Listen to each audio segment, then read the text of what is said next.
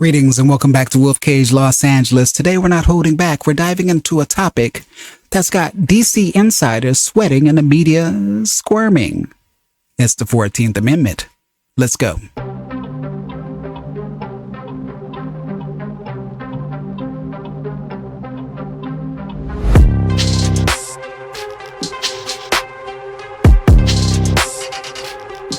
I know when you hear 14th Amendment, your eyes might glaze over. Sounds like a dry civics lecture, right?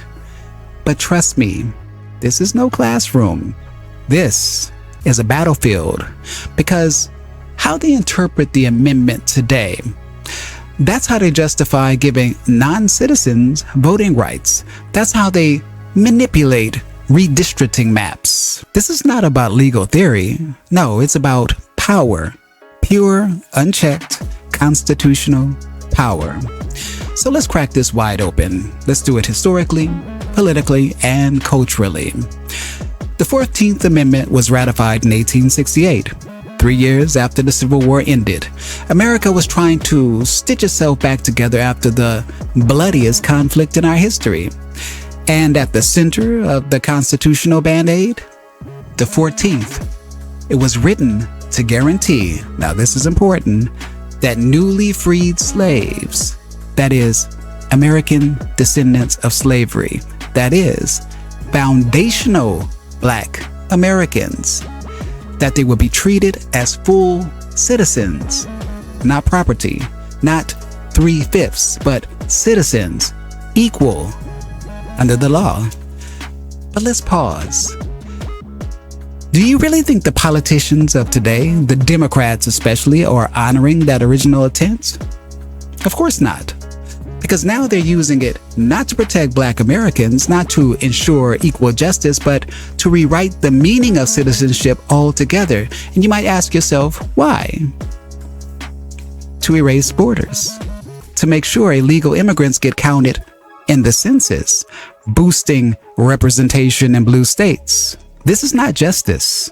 This is weaponization. Court.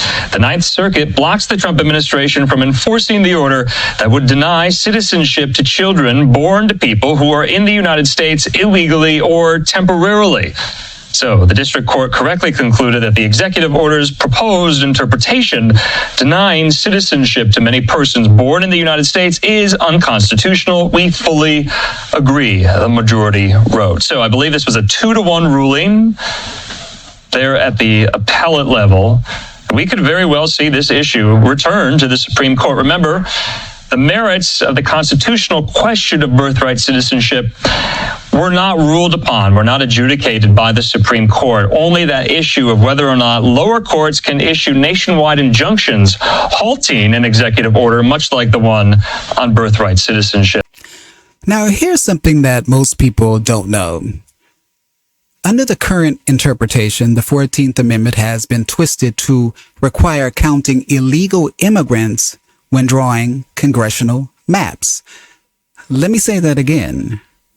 We don't just let them in, we give them power. Blue states, like here in California, they get more House seats, not because of legal voters, no, but because of how many illegal aliens are living in their sanctuary cities. Do you see it yet? Do you see what I'm saying? This is not about democracy. It's not about compassion. It's about domination. And when you have Democratic strategists admitting that they are redistricting benefits from open borders, that is not representation. That's replacement. You know, the thing the Democrats always like to talk about? We can now promptly file to proceed with numerous policies that have been wrongly enjoined on a nationwide basis.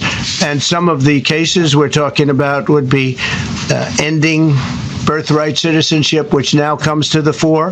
That was meant for the babies of slaves. It wasn't meant for people trying to scam the system and come into the country on a vacation. This was, in fact, it was the same date, the exact same date, the end of the Civil War. It was meant for the babies of slaves, and it's so clean and so obvious. But this lets us go there and finally win that case, because hundreds of thousands of people are pouring into our country under birthright citizenship, and it wasn't meant for that reason. Let's talk talk about another bomb that's buried in the 14th birthright citizenship. Now, the text says anyone born or naturalized in the United States and subject to the jurisdiction thereof is a citizen. But here's the trick. Subject to the jurisdiction thereof was never meant to include foreign nationals or illegal aliens. You see? The authors of the amendment, guys like Senator Jacob Howard, made that absolutely clear. They weren't talking about tourists. They weren't talking about cartel mules sneaking across the Rio Grande. They were talking about former slaves, American descendants of slavery, people who had no country, no legal protection. But what do we have now? We have pregnant women flying to Los Angeles or Houston or Miami just to give birth. Anchor babies. And then we're told that they get full U.S. citizenship. And their parents? They can stay too. It's a loophole the size of Texas and is being exploited daily. Check this out. The 14th Amendment was designed to protect them and the rest of illegal immigrants. Newsflash to everybody. Slavery was legal for 200 and some odd years. It was, how can you be an illegal immigrant when slavery was legal? I'm trying to figure that out. How was it illegal? No. You all are changing things. We were never illegal. Slavery was legal. We were our ancestors were commodities. They were chattel. That is a special group who this was applying for. Who did? That's who. Come on now. That's who it was talking to. People got to learn to fight their own fights and battles. The 13th Amendment was proposed by Congress on January 31st, 1865, when it passed the House, having previously passed the Senate on April 8th, 1864. Appears officially in 13 Statute 567 under federal law under the date February 1st, 1865. Ratification was completed on December the 6th, 1865, when the legislature of 27th state Georgia approved the amendment. There being then states in the Union on December 8th, 1865. Secretary of State William Seward certified that the 13th Amendment had become part of the Constitution. Right? So this is where we are. We got 13, 14, 15, these are Reconstruction. All persons born or naturalized in the United States and subject to the jurisdiction thereof are citizens of the United States and the state wherein they reside. No state shall make or enforce any law which shall abridge the privileges or immunities of citizens of the United States, nor shall any state deprive any person of life, liberty, or property without due process under the law. Again, in context, these are the 1860s Civil War amendments. They call them the Reconstruction Amendments. What is Reconstruction, fam? Did you read W.B. Du Bois' Reconstruction? Now, the 14th Amendment was proposed by Congress when it passed the House, having June 8th. It appears officially in Stat 358 under date of June 16th, 1866. Listen. Part of the problem is that we are interpreting. A lot of this is such a bad interpretation. We understand the context of these Civil War laws, and we understand that they were meant to loop people in. Right? We brought the slaves over here. They have kids. Those are citizens. We done fought a whole Civil War. The South lost for a while. So they get to be here. All over a sudden, this is interpreted in a very global kind of way in 2025, in a way, in my view, that it was never intended. You have to go and create your own set of laws. You have to go, and just like the civil rights movement, all of a sudden, the women got in it. How? Wait a minute. What's going on? How we get over here? It's supposed to be, and the women got included in the last minute. Now, that was Yvette Carnell from Breaking Brown, and she is absolutely right. But let me add to it. Let me talk about this for 1 second. Remember that so-called insurrection clause? Well, it was really meant to stop former Confederate officers from holding office after the Civil War. But what did the Democrats do? The left tried to use it against Donald Trump. Never mind the fact he has never been convicted of anything. Never mind he told supporters to protest peacefully.